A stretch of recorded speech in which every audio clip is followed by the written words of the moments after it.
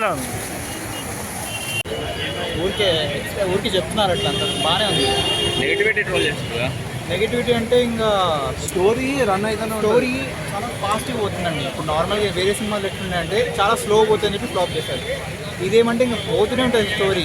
అతను చెప్పారు కదా అది ప్రెస్ మీట్లో కూడా, ఈ స్టోరీ కొత్తగా ఉంటుంది, మేము ఎడిట్ బాగా చేస్తాము, ఫాస్ట్ పోతాం, కానీ మరీ ఫాస్ట్ పోయింది, అందుకు ఇట్లా అయింది అంతే. కానీ స్క్రీన్ ప్రెజెన్స్ బాగుంది, రామ్ చరణ్ స్క్రీన్ ప్రెజెన్స్, ఇంకా ఎస్జే సూర్య యాక్టింగ్ మాత్రం సూపర్. అందుకు రేపు డాక్ మహారాజ్ ఉంది ఎల్లుండి, దీని మీద ఏమైనా ఎఫెక్ట్ పడుతుందా బాలకృష్ణ గారిది? అది నేను చెప్పలేను, అది ఇంకా ఎవరి ఫ్యాన్స్ వాళ్ళకి, ఇంకా ఊరికి క్రిటిసైజ్ చేయకూడదు వేరే వాళ్ళని అంతే. బాగుంది. కాకపోతే ఇది ఈ టైంలో రావాల్సిన సినిమా కాదు. మొన్న బిఫోర్ ఎలక్షన్స్ కానీ వచ్చి ఉంటే అనిపించేది మూవీ. అండ్ రామ్ చరణ్ బదులు పవన్ కళ్యాణ్ గారిని ఊహించుకుంటే మాత్రం cinema blockbuster. Excellent subject, Pawan కళ్యాణ్కి రావాల్సిన సినిమా ఇది. ఆయన కోసమే తీసిన సినిమా అన్నట్టు చాలా బాగుంది. మార్నింగ్ నుంచి ట్రోల్ చేస్తారు బాగాలేదని వాళ్ళకి. అదే చెప్తున్నాను, యాక్చువల్గా ఇది బిఫోర్ ఎలక్షన్స్ కానీ వచ్చి ఉంటే ఆ సబ్జెక్టే వేరు. ఎందుకంటే ఎలక్షన్ ఆ మూమెంట్ అయిపోయింది కాబట్టి ఆ ఫీవర్ అనేది తగ్గిపోయింది.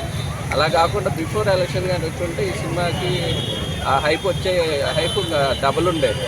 అది చాలా బాగుంది. Super super. ఏముంది, ఏం నచ్చింది? బీజిఎం అయితే ర్యాంప్ ఎలా ఉందా? సూపర్ బాగుంది. అన్ప్రెడిక్టబుల్ అని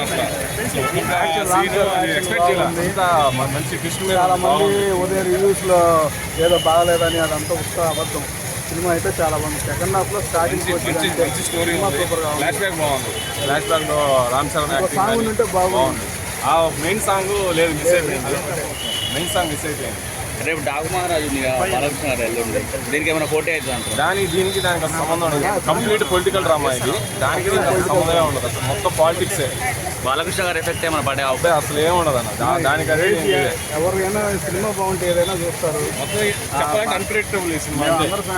సంక్రాంతి విన్నారని సినిమా చెప్పారు. బాగుంటే ఆ సినిమా బాగుంది చెప్తాను, కానీ అలాగ లేదు. రామ్ చరణ్ సినిమా బాగానే ఉంది. పొద్దు నుంచి రివ్యూస్ నెగిటివ్ వస్తున్నాయి. పొద్దు నుంచి రివ్యూస్ అవన్నీ వేరే ఫ్యాన్స్ కావాలని చేసినట్టే ఉన్నారు, కానీ అసలు అదంతా టాక్ అంతే. అసలు ముందు కొన్ని రివ్యూస్ అయితే బ్లాక్ బస్టర్ రివ్యూస్ ఉన్నాయి ట్విట్టర్లో.